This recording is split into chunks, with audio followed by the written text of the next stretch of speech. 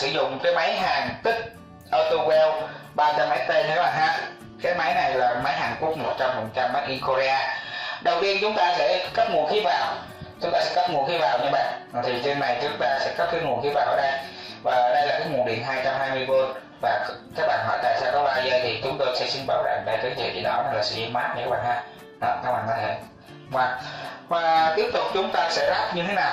Rồi tôi cũng vừa mới ráp xong cho các bạn là cái súng hàn tích nha các bạn ha. Rồi tôi sẽ hướng dẫn các bạn ráp luôn, đơn giản thôi. Đây là cái khí ra của súng hàn tích, và đây là cái socket các bạn ha. Đây các bạn nè, các bạn chỉ cần găm vào, ở đây nó có một cái lỗ, các bạn găm vào thôi. Đó, các bạn vặn lại ha. Rồi đây là cái cọc súng hàn tích nha các bạn, cọc súng ở đây nè, các bạn thấy không?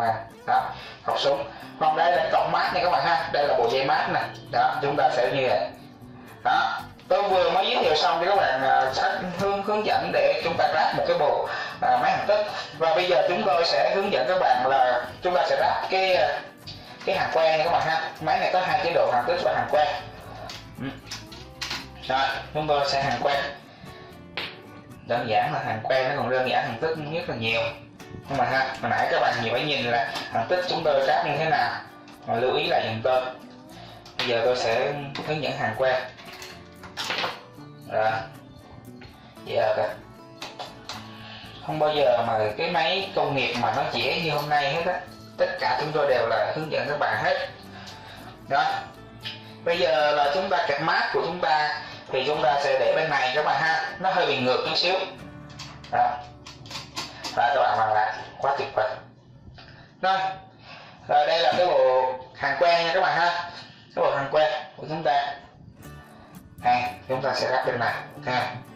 Đó, bây giờ chúng ta sẽ dỡ cái bộ súng hàn tích ra đi để cho nó đỡ rối nha các bạn ha.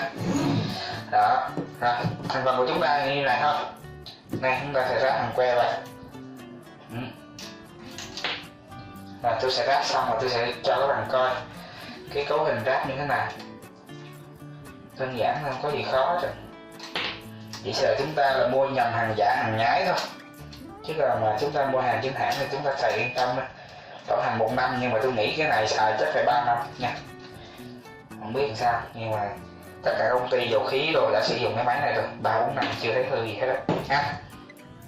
Rồi bây giờ tôi sẽ lật cái màn hình lên cho các bạn xem nha. Đây là cái cạnh, đây là cái súng, cái kìm hàng này các bạn ha. Kìm hàng chúng ta sẽ gắm này. Các bạn lưu ý cái này phải siết chặt nha, đừng có để lỏng như vậy, nó sẽ bị hư cọc, với lại nó ảnh hưởng tới máy cường độ dòng điện của cái qua các bạn ha. Tôi ráp cho các bạn thấy thôi. Đây là kìm mát này các bạn, đó, kìm mát nằm đây nè. Đấy, còn như 2 lỗ này bỏ luôn, đó là hàn que các bạn ha. Đó, tôi vừa mới hướng dẫn xong cho các bạn cái lắp ráp của cái hàn que của máy AutoWell 300XT của hàng chính hãng made in Korea 100%. Tôi là Tâm. Nếu các bạn yêu thích tôi thì các bạn có thể nhấn subscribe hoặc là đăng ký kênh của tôi để có thể nhận được những video mới nhất về hàng chính hãng, và chúng ta tránh nhầm lẫn mua hàng giả hàng nhái.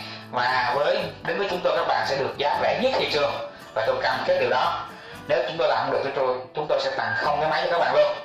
Rồi, tôi là Tâm. Các bạn yêu thích tôi hãy nhấn subscribe, và tôi xin chào tạm biệt các bạn và hẹn gặp lại lần sau.